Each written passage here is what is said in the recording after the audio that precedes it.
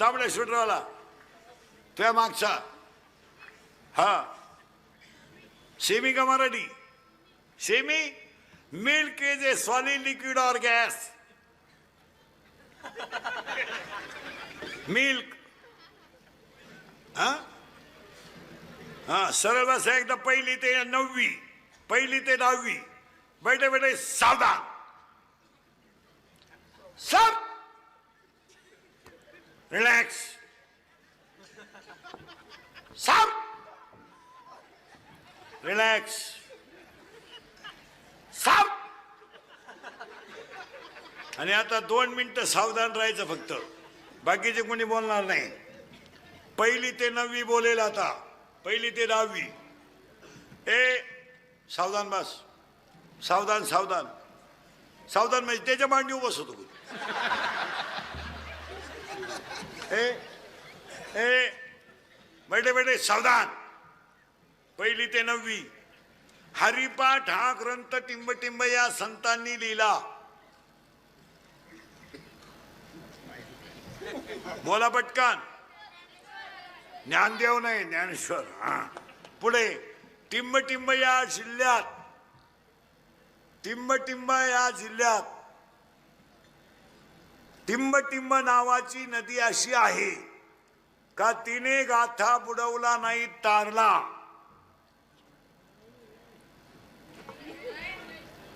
आपल्या कीर्तनापासून काही अंतरावर शंकराचा एक अवतार आहे इथून 5 किलोमीटर ज्योतिबा ए पोरानो ते सैराट मधलं गाणं कोणतं रे झिंगाट करेक्ट आणि ती पोरगी कोण आहे आवाज कमी येतोय कोण आहे ती ए आरची करेक्ट आणि तो पोऱ्या कोण आहे करेक्ट ए आणि आता ते आणि आता ते नवीन गाणं आलं ते कोणतं रे पुष्पा आणि ते वाक्य काय ते झुके का नाही करेक्ट आणि आता एक नवीन आलंय ना आली झुमकेवाली करेक्ट आवाज कमी येतोय सगळ्यांना आवाज गेला पाहिजे आता नवीन एक आलं ना आला आला पाटलाचा त्याने घाटात केलाय याला 2च माणसं जबाबदार तुमची आई आणि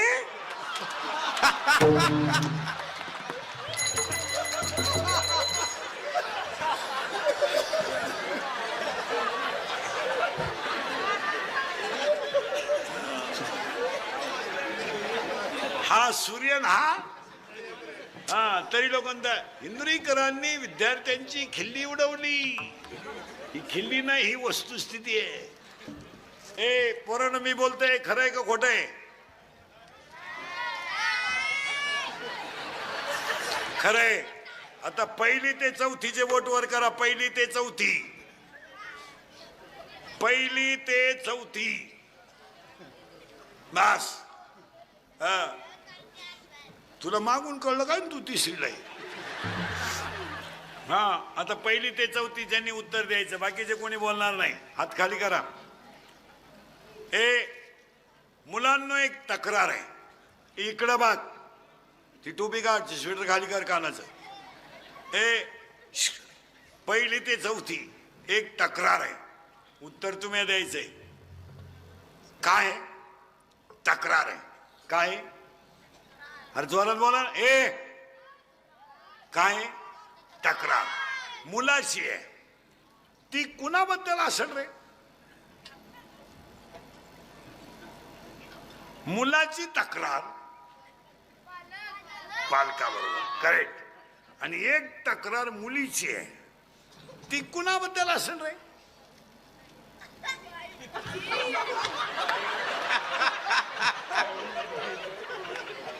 कुणाबद्दल मुलाबद्दल करेक्ट कुणाची तक्रार आहे हे इकडे लक्ष दे कुणाची तक्रार आहे आणि जोरात बोला ना मुलाची कुणाबद्दल आहे मुलीची कुणाबद्दल आहे अरे तक्रार कोणची आहे मुलीची कुणाबद्दल असेल करेक्ट, मुलाबद्दल. आणि मुलीचं असं म्हणणं आहे त्याने मला फुस लावली. कुणी? मुलाने फुस लावून पळवले आणि लग्नाचे आमिष दाखवले. ए तू बियाड आहे का रे? ए आम्ही दे फटका ठेवण्या गरज. आम्हीच दाखवले अशी कुणाची तक्रार आहे? कुणाची? मुलीची. कुणाबद्दल? मुलाबद्दल. आता निवांत उत्तर द्या 2 मिनिटं. गाडीवर बसला तो कोण आहे? मुलगा आहे. गाडी चालवतो कोण? मुलगा. पाठीमागं बसली ती कोण आहे? मुली. आता निवांत उत्तर द्या. ती बसली का त्याने बसवली? ती बसली. करेक्ट.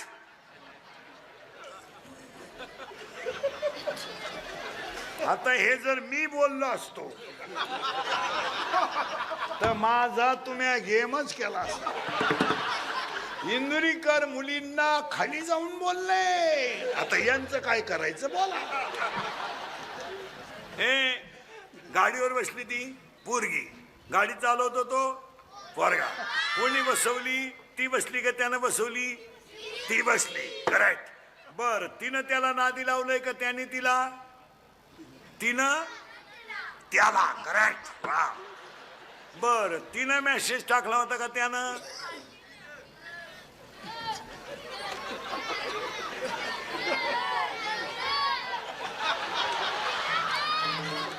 आपले दिवस बोगस गेले रे, बोगस.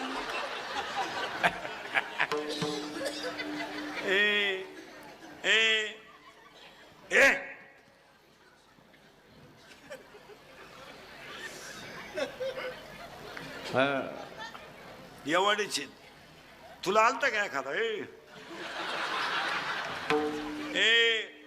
नाही, हे कळण्यासाठी ज्ञानच यावं लागेल.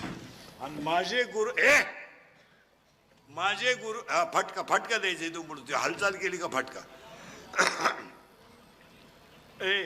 माझे गुरु निवृत्तीनाथ आहेत. त्यांनी मला अनुग्रह दिला म्हणून बाप रखमा दे गुरु. आता मला लग्न न करता 4 मुलं झाली. तुम्हाला डोकंच खाजावं लागेल. त्याशिवाय मी तुम्हाला पहिल्यांदा सांगितलं कीर्तनातले वाक्य एकदम बारीक आहे. पहिला मुलगा मला लग्न न करता झाला. ज्ञानराज माझी योगेश माऊली साधकाचा. पर्या लई तकलीफ दिली या पोरेने रे. जा बरं, त्याला जायचं त्यांना. तू उठ रे, उठती धुंड सरळ.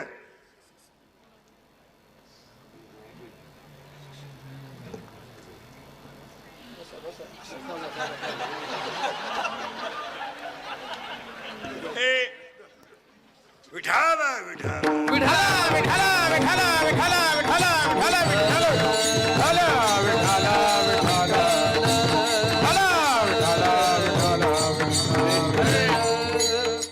ज्ञानराज माशी गेलं मोहम्मद योगेशी माऊली साधकाचा ज्ञानाबाई माशी अनाथाची आणि वेदशास्त्र देती वाई. पहिला मुलगा मला वेद झाला, दुसरा मुलगा मला योग झाला, तिसरा मुलगा मला साधक झाला, चौथा मुलगा मला अनाथ झाला. पहिल्यासाठी मी अमृता लवलेला, दुसऱ्यासाठी मी चांगदेव पासष्टी लिहिली, तिसऱ्यासाठी मी ज्ञानेश्वरी लिहिली आणि तुमच्या माझ्या सगळ्यांसाठी मी हरिपाठ लिहिला. आता प्रश्न अभंगातला शिल्लक राहिलाय. ज्ञानोबरायचं लग्न झालं नाही तरी संसार सुफल झाला कसा? त्याचं उत्तर आहे परमार्थ करणाऱ्या माणसाला एक बायको नसावा.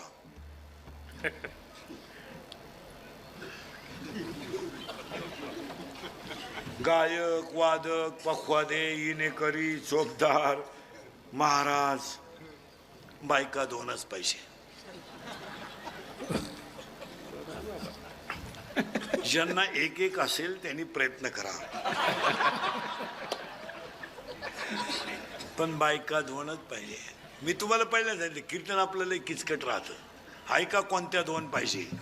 चमड्याची बायको कामतृप्तीसाठी आहे, चमड्याची बायको वंश वाढवण्यासाठी आहे, ग्रस्त आश्रम चालवण्यासाठी आहे. ह्या जीवाला 84च्या कचाट्यातून मुक्त होण्यासाठी मुक्ती नावाची दुसरी बायको पाहिजे.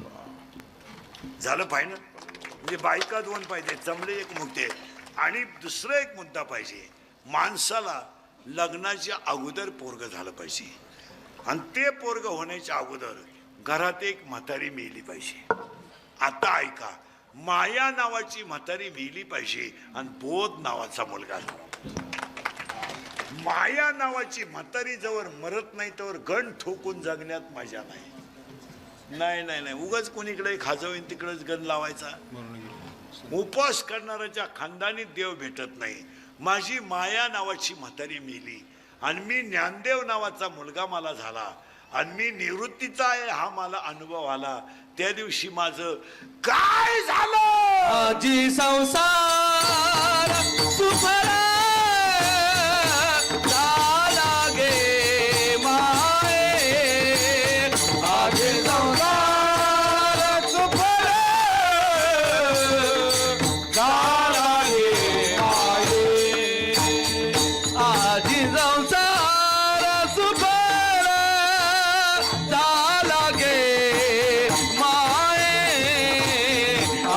संसार सुफला झाला गे माये, आज संसार सुफला झाला गे माये, आज संसार सुफला झाला गे माये. देखिए पाया विठोबाचे, देखिए पाया विठोबाचे, देखिए पाया विठोबाचे, देखिए पाया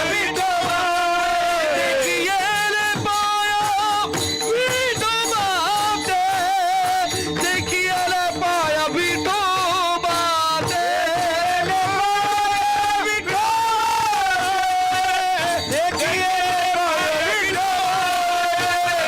ओ मदा भावा,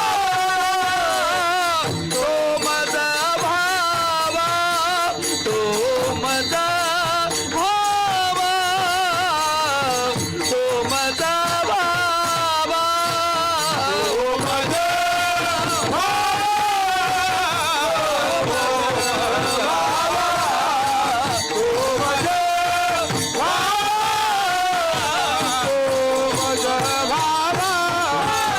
आजी संसार सुफल झाला गे कियले पाया विठोबाचे, देखियले पाया विठोबाचे, देखियले पाया विठोबाचे, आजी संसार सुफल झाला गे माये, देखियले पाया विठोबाचे, देखियले पाया विठोबाचे, देखियले पाया विठोबाचे.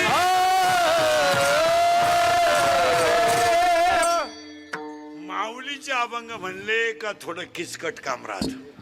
आणि आता 80% नाही 90%, 90% कीर्तनकार माऊलीच्या अभंगाला डोकं लावीत नाही. आता अभंग ठरव झाले, क्षणोक्षणी ह्याची करावा आपुला तो एक देव करून घ्यावा, ती एक भूमंडळी.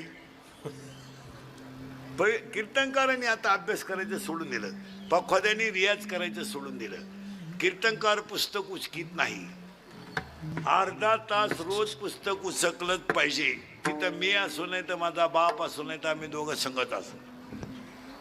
नाही नाही नाही नाही, ज्याने विठ्ठल मात्रा घ्यावी त्याने पत्ते सांभाळ. ही अशी बोगसगिरी चालत. आता आम्ही गोत्यात कशामुळे येतो खरं बोलतो, पण माना नाही तर नका मानू, आमच्या कीर्तनामुळे निदान 50% धर्म जाग्यावर आहे. आता एवढी लोक तुमच्या गावात सभेला आणायला तुम्हाला 20 लाख रुपये लागले असते आणि गप बसवायला 500 पोलीस लागले असते. मग मलाच आता तुमच्या गावानं 2-3 लाख द्यायला काय हरकत. आणि इंदुरीकरचा बोबाटा केलाय लोकांनी, बा इंदुरीकर लय पैसे घेतो. मग नंतरची बाब मला दाबून पुढे गेली, मी तसाच राहिलो. मला मी माझी 50 वर्ष 30 वर्ष झाली, मला आता 31 वर्ष लागलं महाराज झाल्याला. माझी पैशाला कधी तक्रार नसते, पण महाबोभाटा करून दिला. आणि मग नंतर बाबा तयार झाले, एवढ्या पोत गेले. मी तसाच राहिलो. मी अजून वड्यालाच खेकडं धरतो. फक्त कीर्तन जास्त करतो, बाकी कीर्तनालाही जास्त करतो. कीर्तन माझ्या इतकी कीर्तन नाही केली कोणी एका जन्मात. 3 जन्मात होणार नाही. 3 जन्मात मी 80चाच महिना काढतो. 80 85 रूट सापडला तर 90. मी काही सीझन मधला बुवा नाही, हलक्या हाती 3. आता पहिलं कीर्तन सुरू झालं तेव्हा पाणी पिलो, अजून पाणी सुद्धा नाही पिलो. मी 3 कीर्तन होईपर्यंत पाणी पित नाही. 3 ते 6, 6 ते 8, 9 ते 11 डायरेक्ट मध्ये पाणीच नाही. आम्ही अशीच जाणार. पण आमची कीर्तनं थोडीशी झोमतात, पण काळाची गरज. आणि आपल्या माणसाला आपण का बोलू नये? महिला मंडळ राग येतो लोकांना, वा मुलीला बोलतो का बोलू नये? आज बापावर जर फाशीच घ्यायची वेळ आली तर का बोलू नये? आज मुलीसाठी बापानं काय केलंय, ज्याला मुलगी आहे त्याला माहित असतं, बाकीच्याने बोलायचं नाही कोणी. बाकीच्यांना काय माहिती? आईवर कादंबऱ्या केल्या आणि कथा केल्या म्हणजे काय बाई कळते काय? हा, मुलगी 10वीला गेल्यापासून बापाचा हिशोब चालू राहतो. असं करू तसं करू, घर चांगलं पाहू, सुखी झाली पाहिजे, पैसे जाऊ देऊ, थोडी 10-5 गुंठे इकडे तिकडे करू, पण झालं पाहिजे. का हो असं का म्हणता? अहो उद्या मी गेल्यावर तिला कोण आहे? काय विचार आहे का काय? हा विचार पायाजवळचा नाहीये. माझी मुलं अशी आहेत, उद्या जर मुलीने बहिणीला नाही पाहिलं तर माझी मुलगी वनवासात पडेल ना. मग पैसे गेले तरी चालतील, पण माझ्या मुलीचं चांगलंच करायचं हे स्वप्न कोणाचं आहे? हा महाराज. आणि ते गावांमध्ये 100 लोकांमध्ये 93 लोक दारू पितात. सध्या दारू न पिणं हा कमीपणा झालाय. बरं, दारूवर कोणी बोलायचं नाही, भ्रष्टाचारावर कोणी बोलायचं नाही, धर्मावर कोणी बोलायचं नाही. बोलला तो सकाळी दिसणार नाही.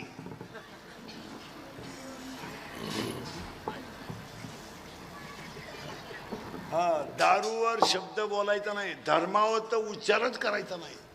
दाबून मारलं ह्या लोकांना दाबून. हा, नाही तर 100 पोरांमध्ये 93 पोरं दारू पितात गावात, प्रत्येक गावात. काय मत आहे तुमचं? 90% पोरं पुरी देण्याच्या लायकच राहिले नाही. एवढे तुम्हाला वाईट वाटल, पौष महिना आहे, महिला मंडळ वाईट का वाटेल? वाईट वाटेल तुम्हाला, गावातल्या लोकांनाही वाटेल. बोलू नका परत मला. पण या 4 वर्षात बापानं खांदा दिलाय पोराला. बाप गेला, बाप शिवंत, मुलगा गेला. इतके खाली वागत तुम्ही, इतके खाली. अरे 25-26 वर्षाच्या पोराने मरावा आणि 60 वर्षाच्या बापानं त्याला पाणी पाजावं, हा कोणता न्याय? कोणता न्याय? 18 ते 22 वर्षाच्या पोरांनी क्वाटरी पिऊन मरायचं आणि 40 वर्षाच्या आईनं त्याच्या प्रेतावर डोकं ठेवून रडायचं, हा कोणता न्याय? कोणता न्याय? अरे ह्या 4 वर्षामध्ये महाराज, जर महिला मंडळ एखादा माणूस तरुणपणात मेला आणि त्याचं प्रेत जर आंघोळीला बाहेर काढलं ना, तर त्या प्रेताजवळ त्याची लहानाने पोरं उडी आणतात. उड्या काय माहित हो त्यांना माझा बाप गेलाय? काय माहित त्या पोरांना की माझी आई विधवा झाली? आणि काय माहित त्या पोरांना की माझ्या आईला विधवापणाचा डाग लागला? ती पोरं आईला विचारतात, आई माझ्या बाबाला सगळी लोक का आंघोळ घालतात? का घालतात आई सांग? आणि प्रेत रस्त्याने घेऊन जाताना